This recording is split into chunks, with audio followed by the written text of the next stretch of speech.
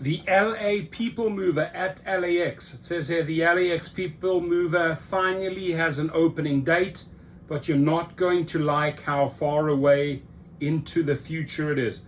Los Angelinos have been waiting for this moment, right? I have been waiting for it. I do a lot of trips. I spend a lot of time at LAX.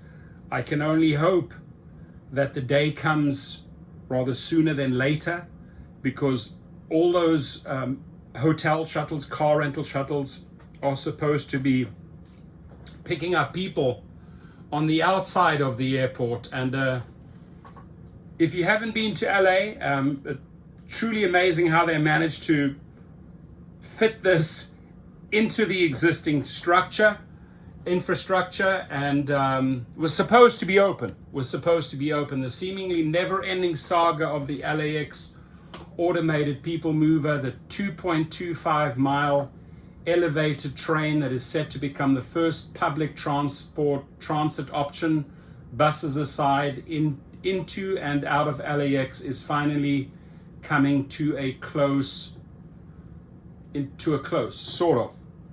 Part of a larger 30 billion revamping of the airport as a whole. The project was just allocated $400 million to settle legal claims over construction of the automated airport train. Although officials are still waiting on some final sign-offs and approvals, the People Mover is now expected to finally be completed by December the 8th, 2025, and in full operation by January of 2026. So let's call it January 2026. We still have a ways to go. Originally, the transportation system was expected to be completed last year, then this year, and then seemingly sometime next year. That ship has clearly sailed, despite the fact that the project is actually 95% complete. We are building it on land that Los Angeles World Airports, LAVA, does not own. We are interacting with other agencies that we have no control over, and there are sometimes unforeseen problems on projects of this complexity. LAVA Chief Executive John Ackerman said to the Los Angeles Times. You'd think that they'd ironed out all the issues before, right? Referencing the various disputes between the airport and the contractors over timing, production, and compensation.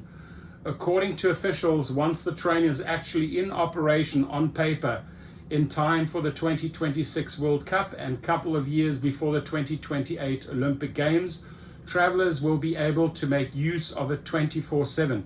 During peak service hours, trains will run every 2 minutes between 9 a.m. and 11 p.m. As Angelinos are very well aware of, the traffic situation at the airport clearly needs to be addressed. It's a nightmare. Any driver in LA can relate to that. It's an absolute nightmare. God forbid you try to get into, I'm going there this evening, it's going to be a nightmare. Usually every Friday or Sunday night it's a nightmare. But even worse when the holidays or the vacations begin, or public holidays. I mean, it's I don't know. You don't want to go through that. That last half a mile can sometimes take 45 to 60 minutes. As Angelinos are very well aware of, the traffic situation at the airport clearly needs to be addressed.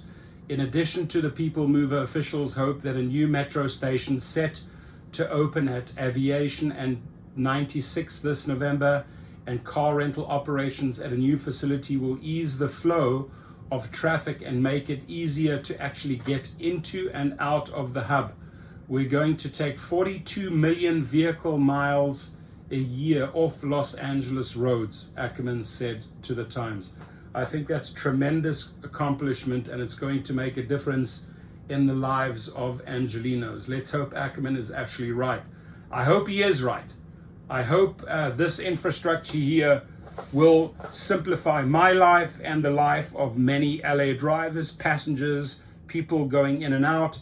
I'm going to be back at the airport, actually traveling out on July the 31st, but I'm there daily, multiple times. Leave your comments, please.